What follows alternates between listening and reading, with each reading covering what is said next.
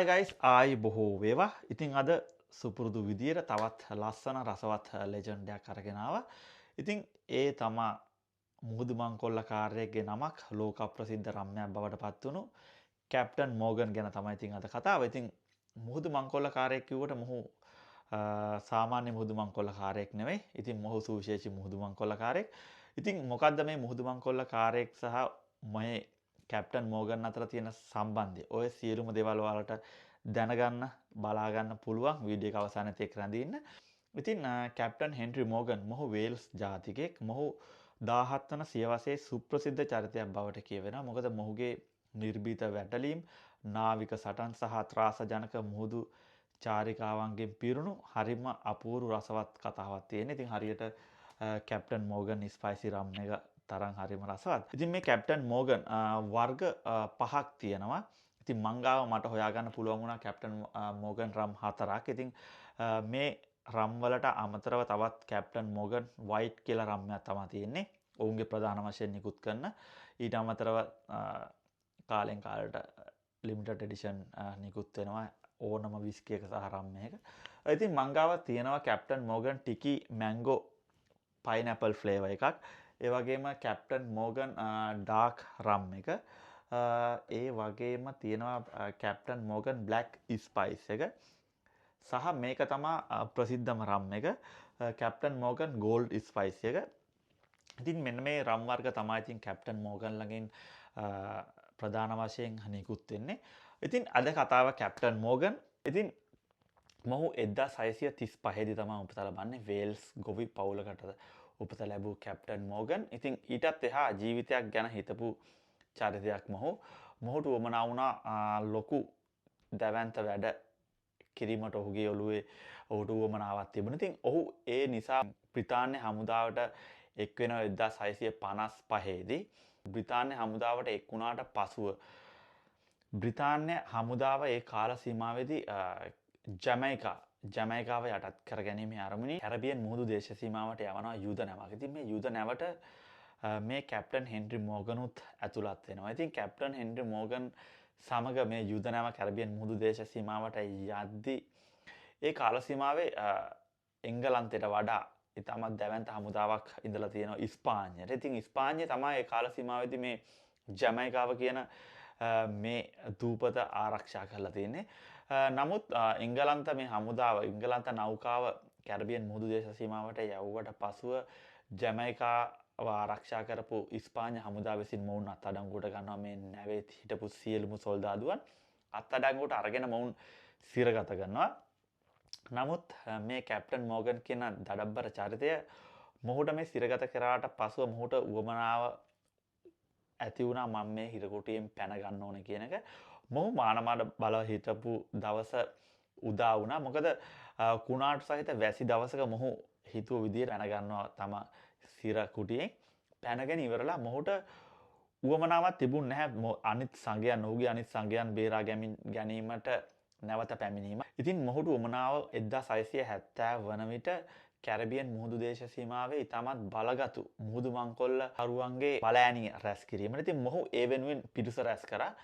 පිරිස රැස් කරලා මොහුට තිබුණ ටාගට් එකක්. මම මෙන්න මේ දේ මංකොල්ල කන්නේ කියන එක. ඉතින් ඒ කාල සීමාවේ වඩාත්ම ධනවත් නගරය තමයි පැනමා නගරය. ඉතින් මේ පැනමා නගරයේ මංකොල්ල කෑම තමයි ඉතින් මොහුගේ පළවෙනි ටාගට් එක. ඉතින් මොහු පිරිස රැස් කරන අතරතුර මොහු දැනගන්නවා මේ පැනමා නගරයත් ආරක්ෂා කරන්න ඉස්පාඤ්ඤ හමුදාව විසින් මුහුදු දේශ සීමාව ආරක්ෂා කරන්නේ ඉස්පාඤ්ඤ හමුදාව විසින්. මොහු ඒ නිසා තීරණය කරනවා තමන්ට මුහුදෙන් ගිහිල්ලා මේ පැනමා නගරයේ මංකොල්ල කෑමට බැරි බව. මොකද මොවුන් කැරබියන් මුහුදු දේශ සීමාවට මුලින්ම පැමිණෙද්දිත් ඉස්පාඤ්ඤ හමුදාව විසින් අත්අඩංගුවට ගන්නවා මේ බ්‍රිතාන්‍ය නෞකාවම. ඉතින් ඒ නිසා මොහු තීරණය කරනවා ගොඩබිමින් ගිහිල්ලා මේ මංකොල්ලය සිදු කිරීමට. ඉතින් තම සංඝයන් සමග ගොඩබිමින් ගිහිල්ලා මේ මංකොල්ලය දරුණු ගණේ අපරාධ රැසක් කරනවා. මොකද මේ පැනමා නගරය අවට තියෙන ගම් නගර සියල්ලම ගිනි තියෙනවා. ඉතින් ගිනි තියලා ගිනිපත් කරාට පසුව ඉස්පාඤ්ඤ හමුදාව ඒ නිසා පසුබට වෙනවා.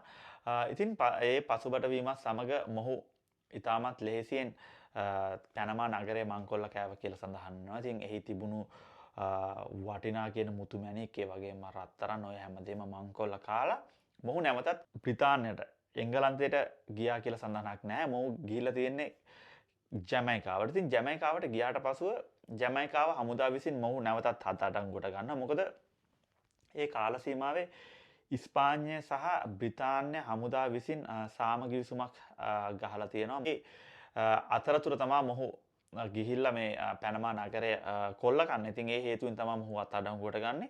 අත්අඩංගුවට අරගෙන මොහුට මාංචු දාලා දන්වැල් සමග නැවතත් මොහු එංගලන්තයට පිටමං කරනවා. ඉතින් එංගලන්තයේ ඒ වෙද්දි ඉන්නේ දෙවන චාල්ස් රජු. ඉතින් මොහු ඔබලා හිතනවා ඉතින් මොහුට දැඩි දඩුවම් දුන්නා කියලා. හරි අපූර්ව දඬුවමක් තමයි ඉතින් චාල්ස් දෙවන චාල්ස් රජු දෙන්නේ. නයිට් පදවියක් සමග ආණ්ඩුකාර ධූරයක් එක්ක නැවතත් ජමයිකාවට ඔහු පිටත් කර හරිනවා. ඉතින් මේ සිදුවීමත් එක්ක කතාබහට ලක් වුණා. මොකද වෙලා තියෙනවා මේ බ්‍රිතාන්‍යයේ තියෙන රහස් නාවික රහස් යුද රහස් ගොඩාක් ප්‍රමාණයක් මේ කැප්ටන් හෙන්රි මෝගන් දන්නවා. ඒ රහස් එළියට යයි කියන බයට කැප්ටන් හෙන්රි මෝගන්ට මේ විදිහේ දෙයක් මේ වගේ පදවියක් දීලා නැවතත් ජමයිකාවට පිටත් කරා කියලා ඉතින් ජන ප්‍රහාරය සඳහන් වෙනවා. ඉතින් මොහු කැප්ටන් හෙන්රි මෝගන් 1688 වනතෙක් රජෙක් විඳින සැප සම්පත් සහිතව ඔහු ජීවත් වෙලා තියෙනවා. ඉතින් ඔහු 1688 තමයි මිය යන්නේ. මිය යන තුරුම ඔහු තමත් රජ සැප සම්පත් විඳින්මින් ජීවිතය ගත කරා කියලා තමයි සඳහන් වෙන්නේ. ඉතින් මොහු මිය ගිහිල්ලා ටික කලකට පසුවත් හරිම අපූර්ව සිදුවීමක් වෙලා තියෙනවා. ඉතින් කැප්ටන් මෝගන් මිය ගිහිල්ලා ටික කාලකට පසුව ජමයිකාවට ලොකු භූමිකම්පාවක් ඇති වෙලා තියෙනවා. ඉතින් මේ භූමිකම්පාව ඇතිවීම සමග මේ කැප්ටන් මෝගන් කියන මේ මොහු භූමදානය කරේ මේ පෝර්ට් රොයල් කියන මේ ප්‍රදේශය මුහුදට ගිලා බැහැලා කියලා සඳහන් වෙනවා. ඉතින් මේ නාවිකයන් කියන අන්දමට මේක සාපයක්. මොකද සාපලත් මිනිසෙක් භූමදානය කරාට පසුවත් මේ වගේ සාපයක් ඇති වෙලා කියලා තමයි වුන් කියන්නේ. මොකද වුන් තාමත් පෝර්ට් රොයල් කියන මේ අගාධය නටබුන් ගවේෂණය කරද්දී මේ කැප්ටන් මෝගන්ගේ අවතාරය තාමත් එහෙ මෙහෙ සැරිසරනවා කියලා වුන් සඳහන් කරනවා. ඉතින් ඔයාලා හිතනවා ඇති කොහොමද මේ කැප්ටන් මෝගන් රම්මයක් ඇති වුණේ? කැප්ටන් මෝගනුත් දැන් මැරලත් ඉවරයි. ඉතින් කොහොමද මේ රම්මයක් ඇති වුණේ කියලා. ඉතින් මේ කැප්ටන් මෝගන් කියන මේ රම් එක පටන් ගන්න නිෂ්පාදනය කරන්නේ මෑත කාලෙදී 1944 දී තමයි මේක නිෂ්පාදනය වෙන්නේ ජමයිකානු සමාගමක් විසින්.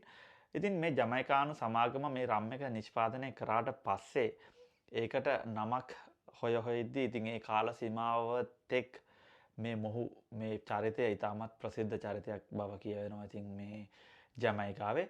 ඉතින් ඒ නිසා ඔවුන් මේ ඔහුගේ නම මේ රම් එකට යෙදුව කියලා සඳහන් වෙනවා.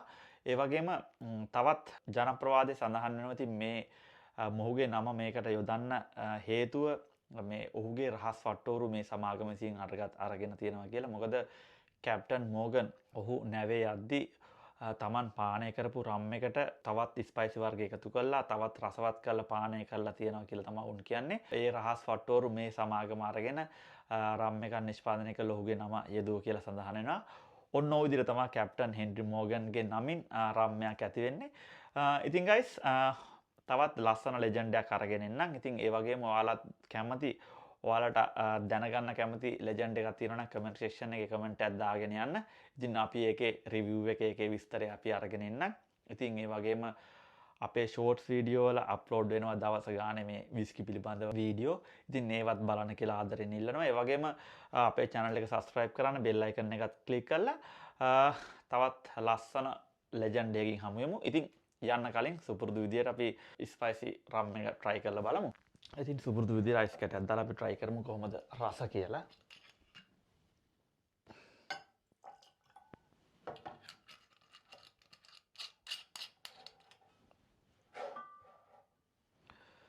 එහෙනම් guys cheers.